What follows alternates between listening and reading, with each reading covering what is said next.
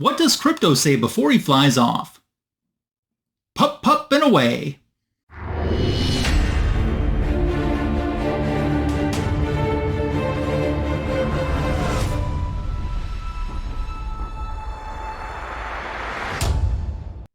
Welcome to Comic Book Editions Volume 245. Today I have an all-Superman haul, Part 1, to share with you, with half a dozen comic books focused on the Man of Steel himself, Superman, that I've recently added into my collection.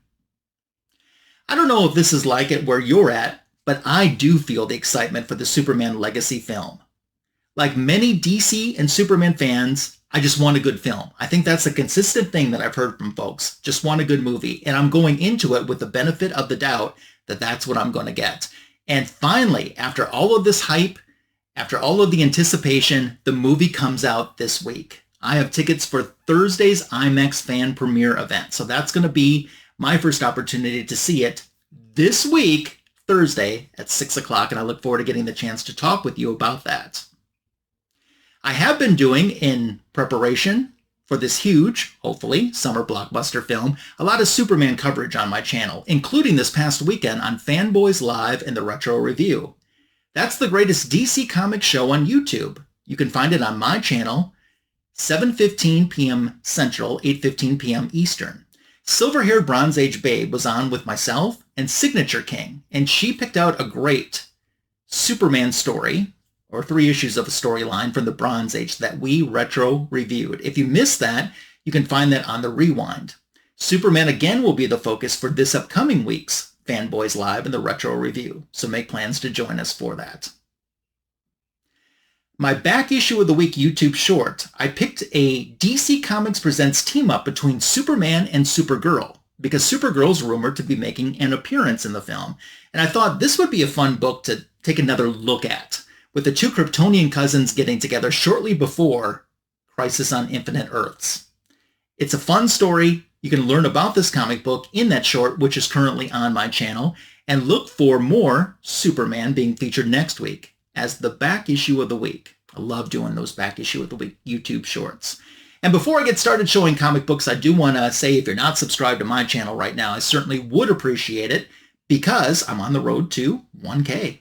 I'm still enjoying my channel. I'm enjoying getting to interact with you and sharing my collection with you. I'm still having fun with it, which is why I keep doing it, and your support means the world to me.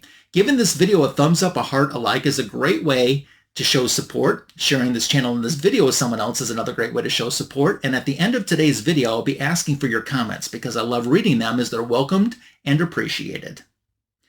One more thing, over on Instagram, where you can find me at TheMagicLasso, starting yesterday, I started sharing 7 Superman covers, which is a bunch of fun. I just picked out some covers I really like of Superman that are in my collection, so look for that on my IG. With all of that having finally been said, let's start showing some comic books for you, because I know that's what you came here to see. I wasn't planning on showing this comic book, to be honest with you. It's the Adventure Comics 220 facsimile. On Fanboys Live and the Retro Review a few weeks ago, when Candice Barbosa was with us, and she picked out a great Amethyst Princess of Gemworld story to Retro Review, I opened this because this is the comic book that had the entry for Krypto's Golden Biscuit. I didn't win. But I thought showing that during Fanboys Live kind of satisfies the fact that I've added that into my collection. I started reading the comic book that night, and I realized there's something wrong, at least with my copy of the comic book, and I want to know if you have this, if your version is wrong as well. So there's 3 stories in here. A Superboy story that introduces Krypto. There's an Aquaman story with the very first underwater newspaper. And then there's a Green Arrow story. This is what's wrong. In the middle story, the Aquaman story, as it's getting towards the end, there's a complete page of the story missing, and it's replaced by a page out of the Green Arrow story. So I thought maybe when I read the Green Arrow story, would the Aquaman page that was missing be in there? But it wasn't. That same page was reproduced once again. So I don't know if I have a rare copy with a printing error in it, or if all of the copies were like this. So if you do have a copy, leave me a comment below and let me know if mine's unique and special with this error, or if they all turn out being like this. To talk a little bit more about this comic book, the original came out in 1955, Curt Swan doing the cover and the interior art on the Superboy story. First appearance of Krypto. Krypto is much more playful and not necessarily man's best friend, I would say. He causes a little more problems I think than Superboy was anticipating. And that's kind of what I'm expecting from Krypto's portrayal in the James Gunn upcoming movie. I think I heard James Gunn said that he added a family dog that wasn't anything like what he thought he was going to get. And he thought, if this dog had superpowers, I'd be really in trouble. And that kind of based his interpretation of Krypto on this dog that he recently added into his family. So I'm expecting Krypto to be a little bit of a troublemaker in the film. Otto Binder was the writer for this story that first introduced Krypto. I don't think I had ever read it before, but it was fun, even though I didn't win Krypto's Golden Biscuit.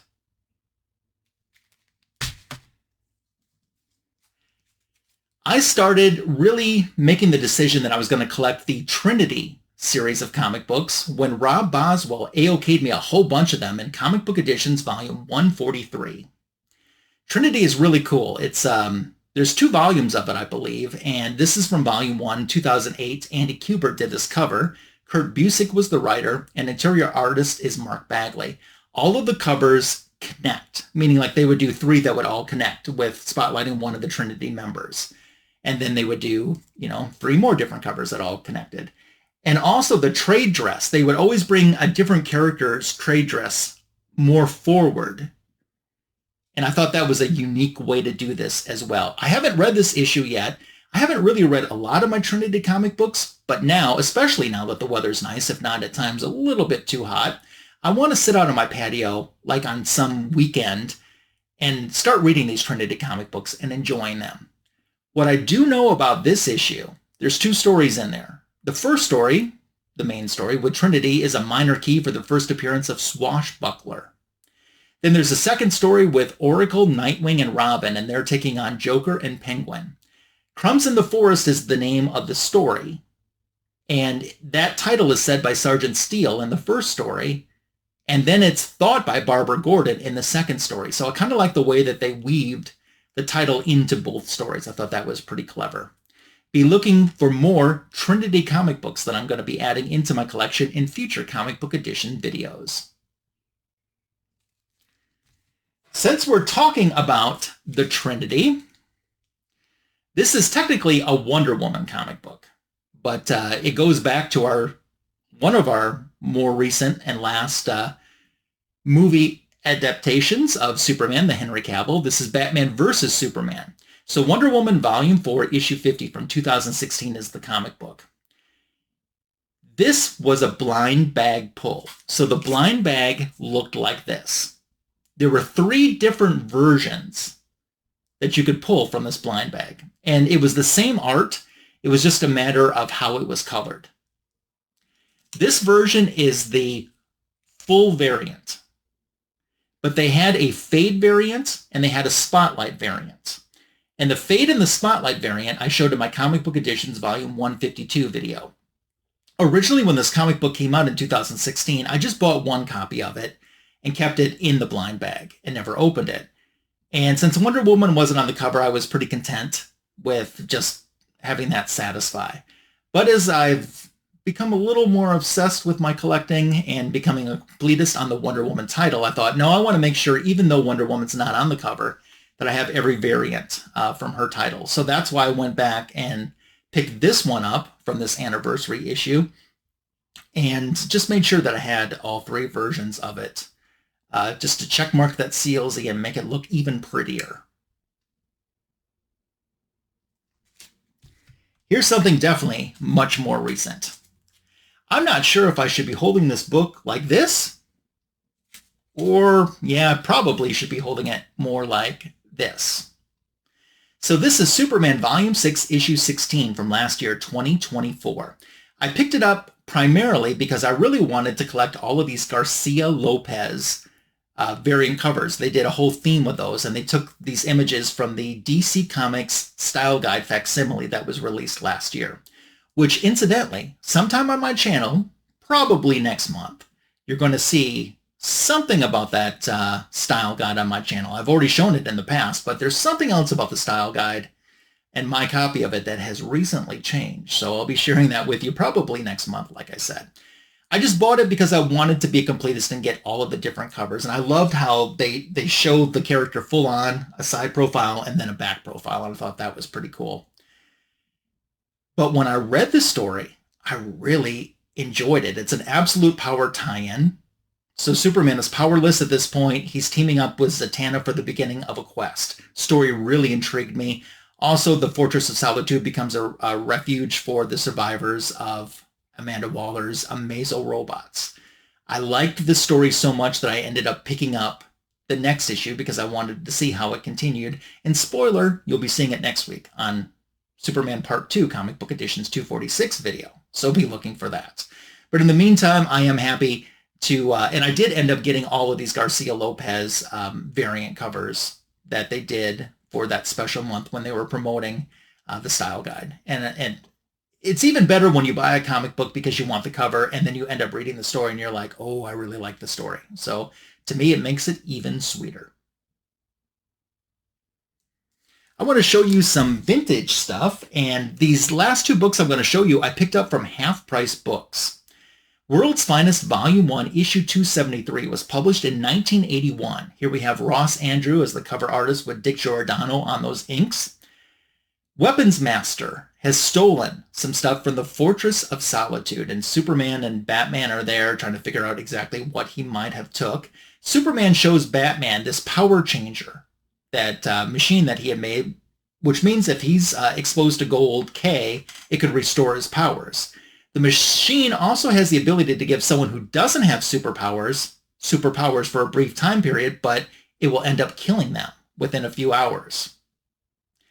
So as you know, or probably could guess, everyone ends up becoming mind controlled by Weapons Master. Everyone in the world except Batman.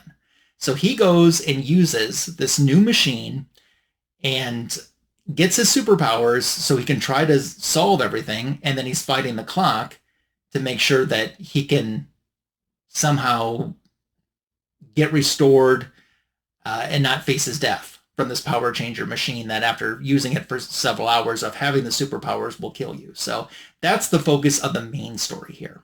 There's a lot of other backup stories. There's a Green Arrow story where he takes on Count Vertigo, a Plastic Man story, got a Hawkman story with Hawkwoman, and a Captain Marvel Shazam story as well. I'm kind of working on these dollar run issues of World's Finest. I like a lot of the characters that are featured in the backup stories too. I kind of like the earlier ones when they first started the dollar format. That I kind of like that lineup a little bit better than some of these, but there's some good stuff in here too. Usually like the Green Arrow ones, not necessarily in this issue, but in most of them you usually get Black Canary with him too. And when you got a Hawkman story, you usually get Hawkgirl, and she is in this issue as well. So that's, and I know although she's not in this issue, Zatanna had a brief run of stories that were shown in the World's Finest dollar format. So kind of loosely working on that run for myself and my collection.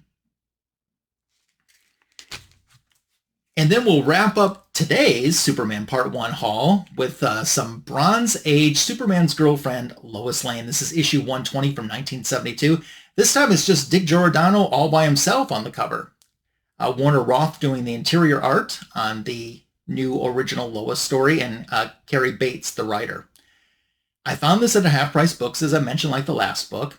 If you've ever been to a Half Price Books, you know that they have some of their more expensive comic books kind of locked up, but you're able to kind of flip through. But if you want a book out of there, you have to get an associate to unlock it for you. So I got an associate, and he said, what book are you interested in? I said, there's a Lois Lane comic book I want. He goes, oh, we just put that in there. So I guess my timing was perfect for once, and that was pretty awesome. Because I typically don't see this at Half Price Books when I go. I don't even see this era of stuff. Or if they're getting it, it's selling pretty fast. And this time, right place, right time. Lois is in South America. She's looking for her sister Lucy. She thinks that Lucy might have died. She finds her diary and finds out that Lucy is a spy for the 100, which is a big villainous, kind of like a mobster organization.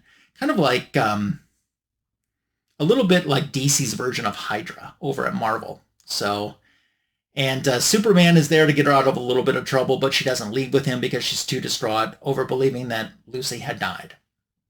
There's a Rose and Thorn story, which I'm really loving these stories. In this one, fake Thorn is out trolling around, and the real Thorn goes to investigate who this woman is. Then we get a couple reprints as well. We get a Lois Lane reprint from 1963, where Lois is a nurse that originally appeared in Lois Lane number 43. Then we get a Golden Age Superman story from 1944. Superman issue 29 is reprinted in here. So, man, for the time, you get a lot of bang for your buck. And we got a big bondage cover. I've always thought this was a really cool cover.